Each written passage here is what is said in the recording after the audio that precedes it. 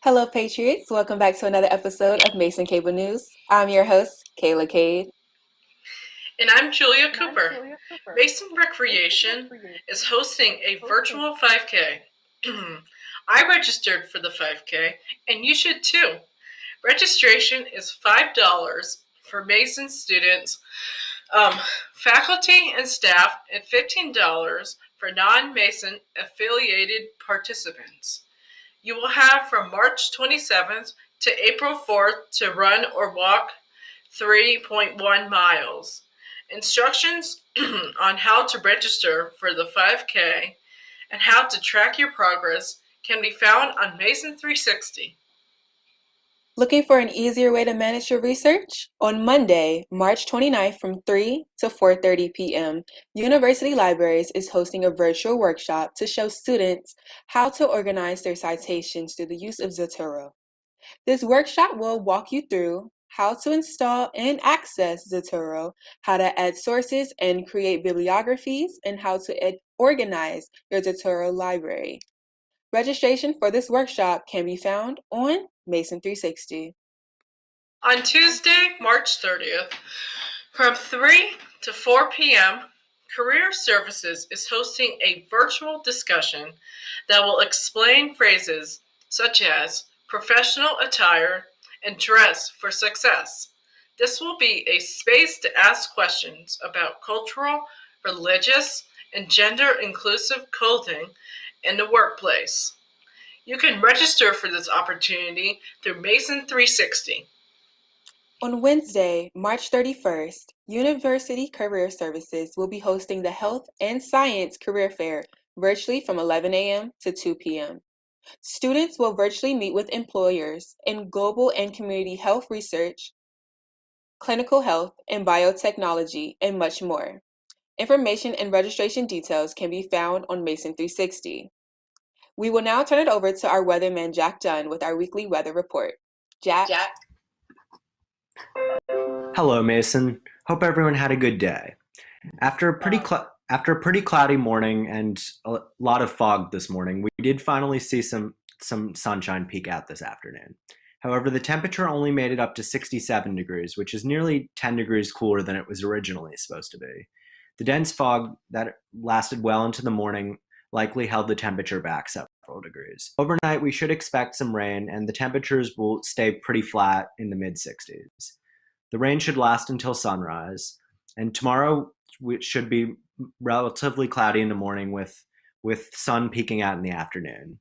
It will be unseasonably warm with a high of 76 degrees.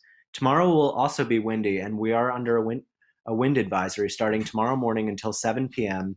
with gusts up to 50 miles an hour possible. Saturday will be mostly sunny with a high of 73 degrees. Thunderstorms are expected on Sunday, and the high should be in the low 70s. Monday will be mostly clear and cooler, with a high in the upper 50s, which is only a couple degrees below average for the end of March. Tuesday will be partly cloudy, with a high around 60 degrees expected. There is a slight chance for some afternoon rain. Wednesday will be cloudy, with a high in the upper 60s, with a 30% chance of rain in the afternoon. Earlier this afternoon, several destructive tornadoes were reported in Alabama. The first tornado was reported near Tuscaloosa around 12:21 Central Time. According to reports, several homes were damaged, and unfortunately, several casualties were also reported. A little over an hour later, the same storm system was reported 15 miles south of Birmingham.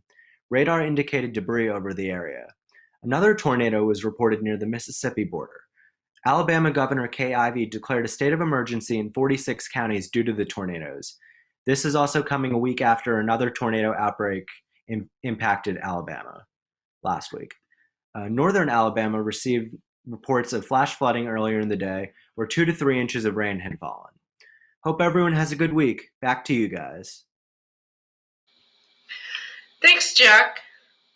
We will now turn it over to Stone Mueller with fun ways to enjoy the warm weather. Stone. Hello, Patriots. I hope that you enjoyed the warm weather we had today, with the rest of the week looking to be in the 70s. Here are some fun things you can do to get outside and enjoy it. You can go for a nice long walk through the park. If you're a little bit more adventurous, then consider hiking on a new trail. You will get to see amazing landscapes, flowers, and hear the birds chirping in the background. Some other activities that you can do in the park is have a nice picnic, play a sport or a game, or just simply enjoy the nice, beautiful outdoors. If you are looking to stay indoors, you can bake a pie of your choice, host a virtual activity such as a game night, or watch one of your favorite movies. If you are looking for some fun events this weekend, make sure to check out the open kayaking at Lake Aquatink Park on Saturday at $40 per person. You'll get your kayak along with a professional naturalist as your guide to the lake and surrounding wildlife. It's something that's not to be missed. And finally, we are approaching peak cherry blossom season. As of today, we are in phase 4 of 6, and we are now expecting to hit peak blossom by early April. I'll make sure to let you know more information about the cherry blossoms as we get closer. That's all for me this week, Patriots. Back to you, Julia and Cayla. Thank you, Stone. Now turning our attention over towards COVID-19 vaccinations. 24% of Virginians have received at least one dose of the vaccine at this point. But many students are starting to wonder, when will it be their turn? Surrounding states such as West Virginia and Tennessee have opened up vaccinations to those older than 16, and states such as Maryland are now vaccinating higher education workers and those who live in dorms. Well, I have good news for you, Mason. As of Tuesday, GMU is now making plans with the Virginia Health Department to vaccinate the Mason population at Eagle Bank Arena. While the official email was meant to gather estimated numbers, volunteers inside the Eagle Bank Clinic were told that they may start student vaccinations as soon as April 14th. The internal memo also stated that they would be starting with graduating students first and using the Johnson & Johnson vaccine. This, of course, is subject to change. As we are getting closer to the completion of Horizon Hall, we have some new construction updates for you. First, the demolition of Robinson Hall B is about to start ramping up. It is officially slated to start on Monday and will continue until the end of May. This is expected to create some new pathway changes around Wilkins Plaza and increase noise levels in Horizon Hall. Oh no, where a green space and an amphitheater will be built in the place of the current hall. I can't wait. On the Arlington campus, another demolition project is underway. The Old Cans department store, which was built in the 1950s, is now being torn down piece by piece.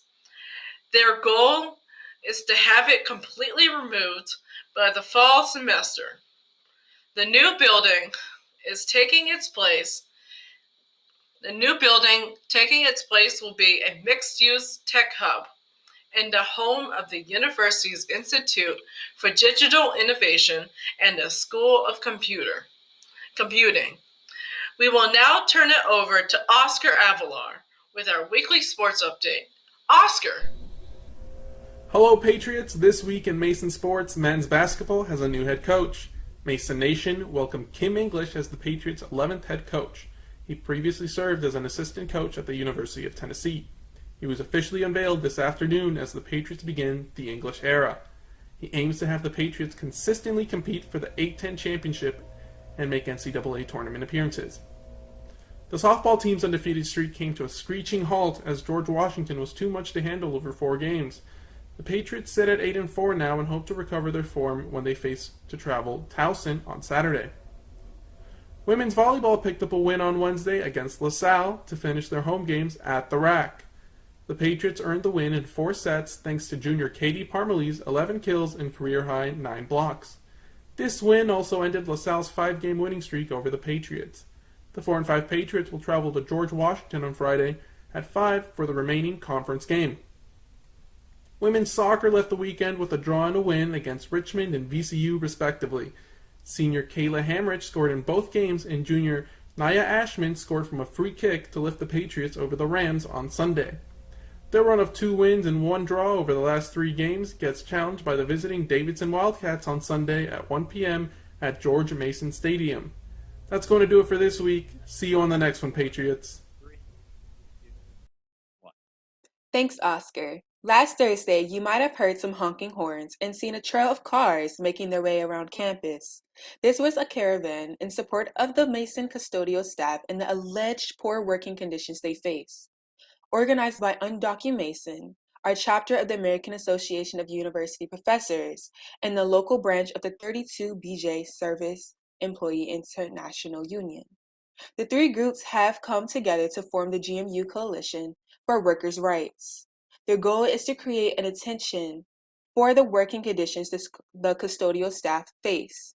At the rally, more than 30 cars drove around Patriot Circle for nearly half an hour to make their voices heard.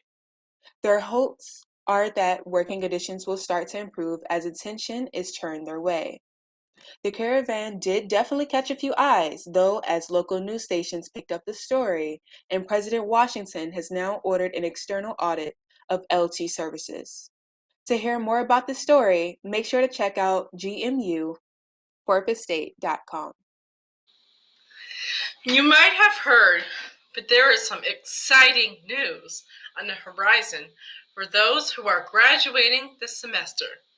The Virginia Governor's Office has issued new rules relating to outdoor commencement events, upping capacities to 5,000 people, or 40 or 30% of the venue size, after reports of other Virginia universities announcing plans for outdoor ceremonies. George Mason sent out an email on Friday announcing plans to expand their previously planned virtual commencement to allow for some in-person celebrations. As of now, they are still considering their options, but we are expecting the university to make an announcement very soon. Possible plans might include college-specific celebrations at outdoor venues such as Mason Stadium. As soon as we know more, we will make sure to pass the news on to you. Congratulations, seniors. With the announcement of possible in-person ceremonies, we wanted to gauge student reactions to see what they thought about the idea. We asked students if they would prefer an in-person graduation, a mixed in-person and virtual graduation, or a completely virtual option. The response from the students who gave us an overwhelming majority for what they preferred. Nearly 2/3 of the students who responded are in favor of in-person celebrations. About 1/3 of students reported that they would prefer a mix of in-person and virtual options, and less than 1/10 of students stated they wanted a completely virtual graduation. Well, Mason, it looks like most of you will be getting your wish. Hopefully we can expect news about final plans in the upcoming week. Julia, what do you think about the students responding to the survey, and what category do you fall in? Well, Kayla, even though I am not graduating, I think it is way too dangerous to do anything in person, especially with the uptick in case numbers and these new variants. You got to be extremely careful. Kayla, what about you? What category do you fall in? I agree. Even though I'm not graduating, I would feel much more safer being virtual, even though I would love to walk across the stage, because why spend 4 years in college and just not walk across the stage? It would make me really, really sad. And also, considering that majority of the in person, it does make sense considering that we've been inside for way too long. Yeah, I agree too. I recently graduated from Nova, and they are doing a virtual graduation. And actually, now I think about it, I feel so sad for the people. I felt really bad for the graduating seniors who were gonna graduate virtually. I am really sad that I can't actually go to a ceremony. So, yeah. And with that, Mason, thank you for tuning in today, Patriots. You can keep up with news on and off campus if you follow us on Instagram and at MCN on TV, on Twitter and Facebook at Mason Cable Network. And make sure to subscribe to our YouTube channel. I'm Julia Cooper. And I'm Cayla Cade. Have a great day, Patriot.